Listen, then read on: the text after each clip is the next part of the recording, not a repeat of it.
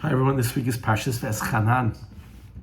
Moshe Rabbeinu in chapter 3, verse 26 tells Bnei Yisrael that Hashem has said to me, Moshe, stop davening to me about wanting to enter Eretz Yisrael with the Jewish people. That's not going to happen. I've made a decree and you are not making it over the line to Eretz Yisrael. The verse says, V'yomer Hashem Elai. God says to me, Rav lach al tosef daber Elai od b'davar hazeh. Don't say another word about it. Don't pray another word. Now, none of us know exactly what would happen if Moshe did not listen to Hashem, but kept on davening. One might infer that maybe God would have had to let him in, and God would have had to have a workaround about the decree. But God in the Mefarshim and the commentaries tell us that God said, Moshe Rabbeinu, I made this decree, and there's a reason why you need to be buried outside Eretz Yisrael, and there's a reason why you may not enter with this new generation, but that Yehoshua should now lead the Jewish people.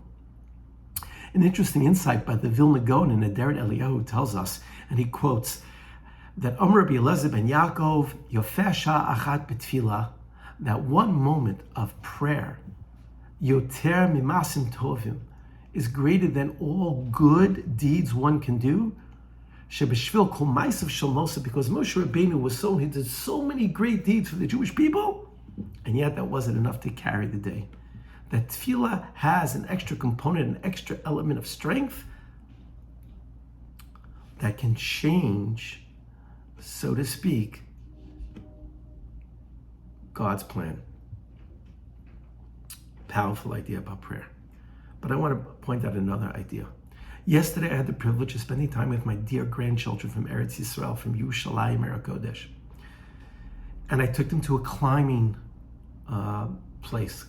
They climb walls and they scale these walls and then they rappel down.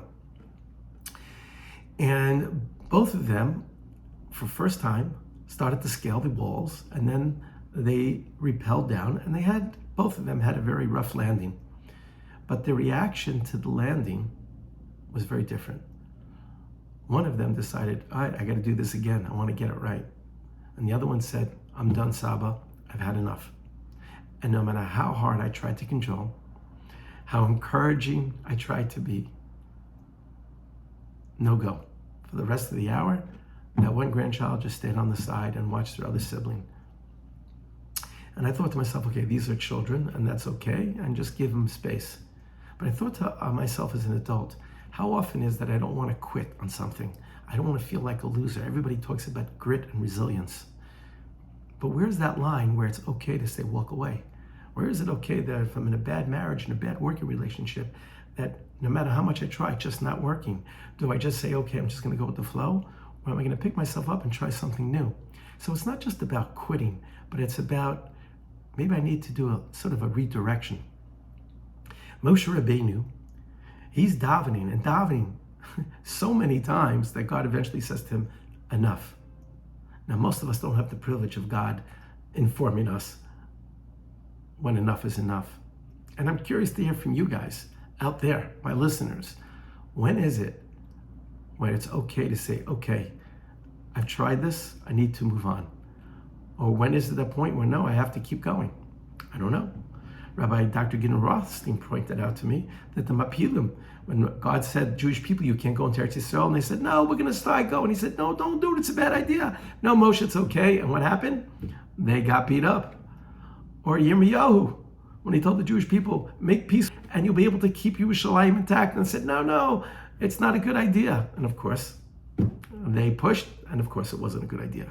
So where is that breaking point for all of us? I know one thing, that when we quit, it doesn't mean that we quit and we just flat out don't do anything, but it's about what's the next move? Where do we go from here?